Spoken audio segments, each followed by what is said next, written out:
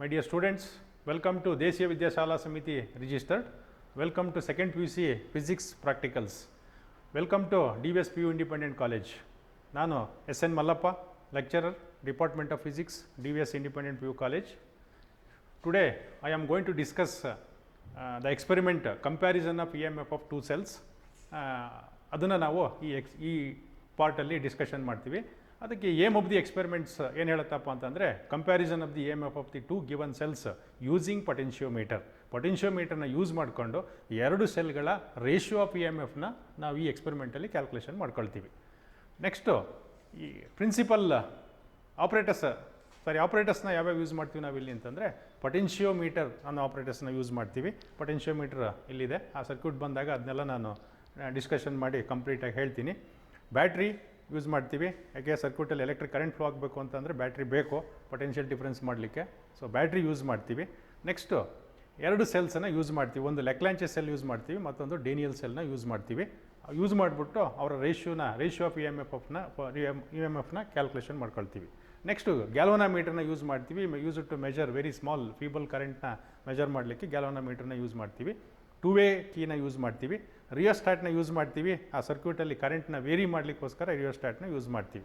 ಅದಾದ ನಂತರ ಈ ಪ್ಲಗ್ ಕೀ ಯೂಸ್ ಮಾಡ್ತೀವಿ. ಸೊ ಸ್ವಿಚ್ ಆನ್ ಮತ್ತು ಸ್ವಿಚ್ ಆಫ್ ಮಾಡಲಿಕ್ಕೆ it base as a switch ಅದು, ಹಾಗಾಗಿ ಆ ಪ್ಲಗ್ ಕೀನ ಯೂಸ್ ಮಾಡ್ಕೊಳ್ತೀವಿ. ನೆಕ್ಸ್ಟ್ ಈಗ ಪ್ರಿನ್ಸಿಪಲ್ಲಿಗೆ ಬಂದರೆ ಪ್ರಿನ್ಸಿಪಲ್ ಆಫ್ ಪೊಟೆನ್ಷಿಯೋಮೀಟರ್.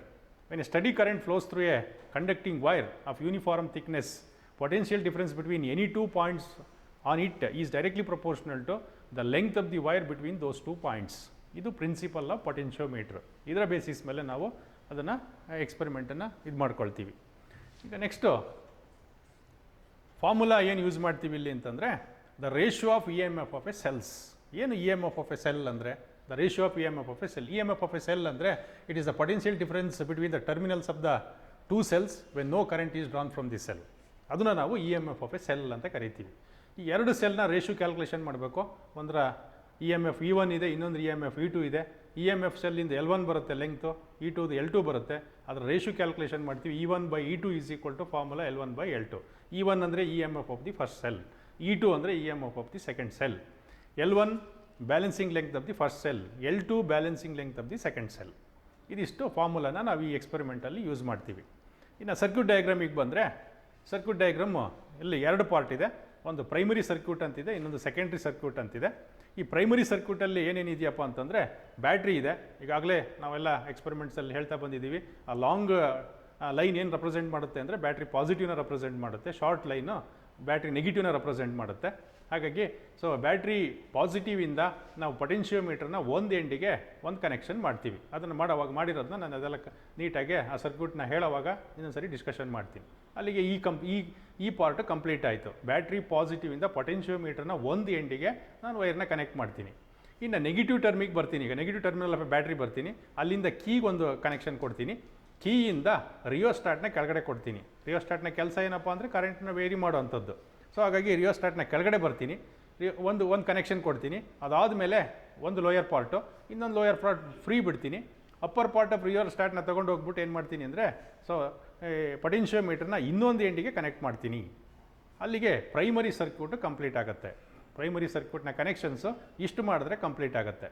ಇನ್ನು ಸೆಕೆಂಡ್ರಿ ಸರ್ಕ್ಯೂಟಿಗೆ ಬಂದರೆ ಯಾವ ಸೆಲ್ನ EMF ಫೈಂಡ್ ಔಟ್ ಮಾಡಬೇಕೋ ಅದರ ಪಾಸಿಟಿವ್ ಟರ್ಮಿನಲ್, ಇದು ಯಾವ ಸೆಲ್ನ EMF ಫೈಂಡ್ ಔಟ್ ಮಾಡ್ತೀವೋ ಆ ಸೆಲ್ನ ಸೊ ಪಾಸಿಟಿವ್ ಟರ್ಮಿನಲ್ಲು ಮತ್ತು ನೆಗೆಟಿವ್ ಟರ್ಮಿನಲ್ಲು. ಈ ಪಾಸಿಟಿವ್ ಟರ್ಮಿನಲ್ ಆಫ್ ಎ ಸೆಲ್ನ ತೊಗೊಂಡೋಗಿ ಏನು ಮಾಡ್ತೀನಿ, ಪೊಟೆನ್ಷಿಯೋಮೀಟರ್ನ ಒಂದು ಪಾಯಿಂಟಿಗೆ ಕನೆಕ್ಟ್ ಮಾಡಿದ್ದೀನಿ. ಯಾವ ಬ್ಯಾಟ್ರಿ ಪಾಸಿಟಿವ್ ಬಂದಿದೆಯಲ್ಲ ಆ ಪಾಯಿಂಟಿಗೆ.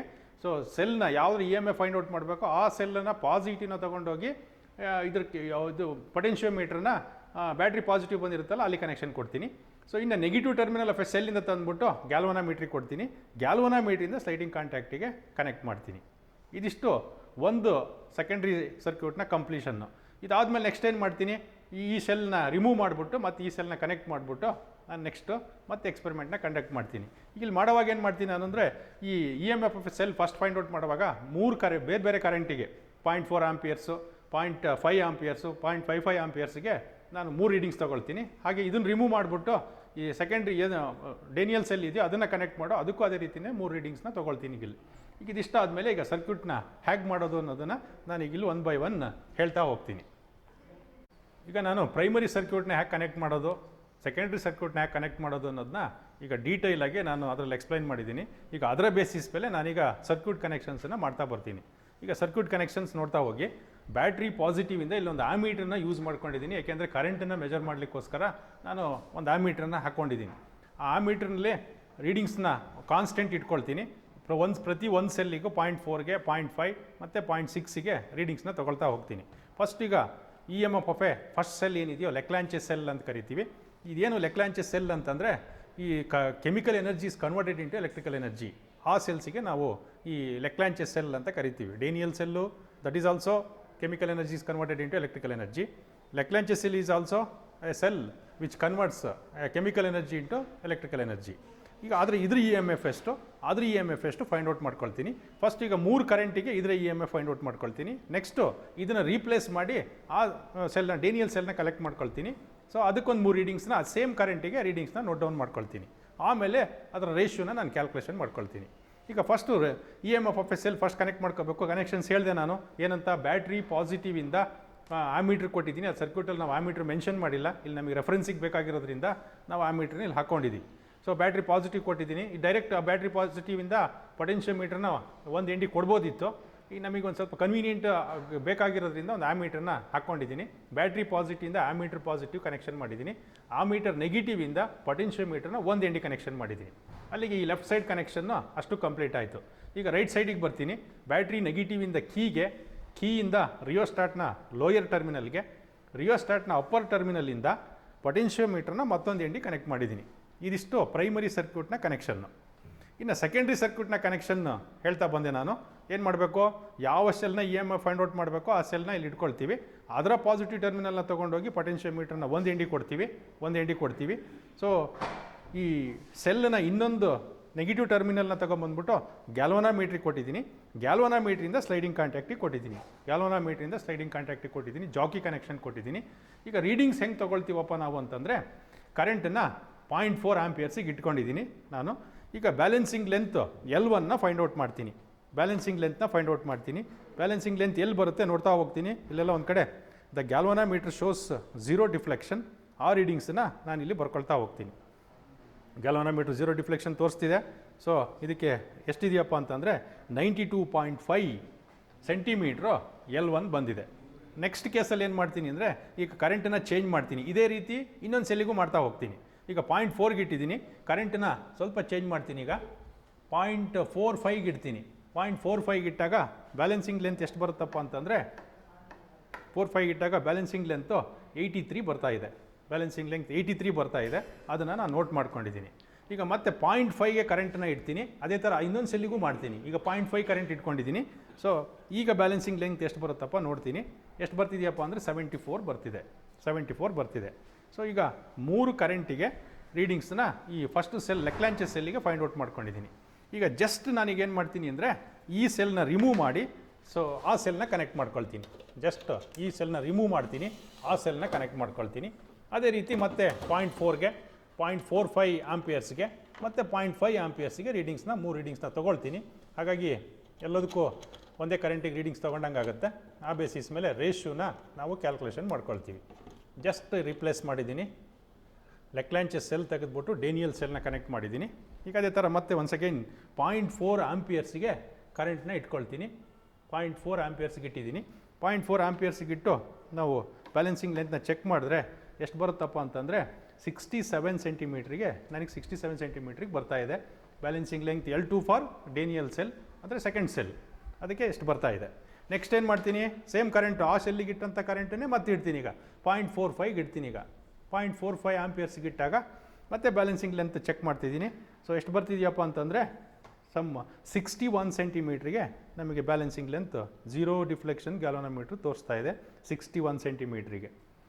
ನೆಕ್ಸ್ಟ್ ಏನು ಮಾಡ್ತೀನಿ, ಕರೆಂಟನ್ನು ಒನ್ಸ್ ಅಗೈನ್ ಮತ್ತೆ 0.5 ಆಂಪಿಯರ್ಸ್ಗೆ ಇಡ್ತೀನಿ. 0.5 ಆಂಪಿಯರ್ಸ್ಗೆ ಇಟ್ಟಿದ್ದೀನಿ. ಈಗ ಮತ್ತೆ ಬ್ಯಾಲೆನ್ಸಿಂಗ್ ಲೆಂತ್ ಫಾರ್ ಸೆಲ್ 2 ಮಾಡ್ತೀನಿ.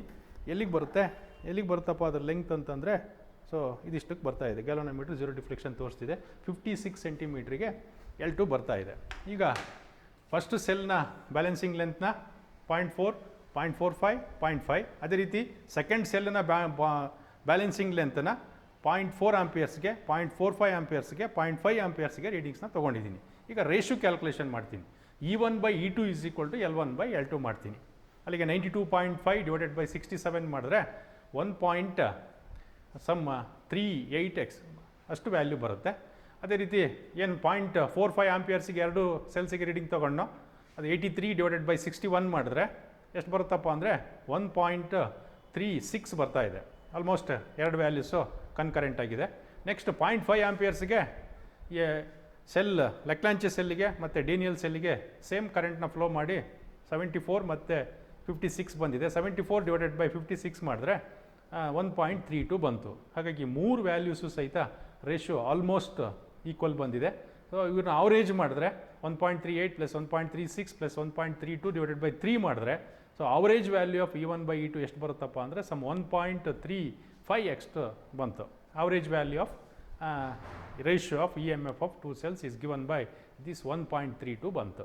ಇದಿಷ್ಟನ್ನ ಕರೆಕ್ಟಾಗಿ ಮಾಡಿದ್ರೆ ನಿಮಗೆ ಎಕ್ಸ್ಪೆರಿಮೆಂಟು ಅಷ್ಟು ಸಹಿತ ಕರೆಕ್ಟ್ ವ್ಯಾಲ್ಯೂ ಬರುತ್ತೆ. ಹಾಗಾಗಿ ಲಾಸ್ಟಲ್ಲಿ ರಿಸಲ್ಟನ್ನು ಬರೀಬೇಕು. ನಾವು ಇಷ್ಟವರೆಗೂ ಏನು ಮಾಡಿದ್ವಿ ಅದರ final ratio of EMF of two cells ಏನು ಬಂತು ಅಲ್ಲಿಗೆ E1/E2 ಫೈನಲ್ ವ್ಯಾಲ್ಯೂ ಎಷ್ಟು ಬಂತಪ್ಪ ಅಂದರೆ 1.32 ಅಷ್ಟು ಬಂತು. 1.35 ಬಂತು.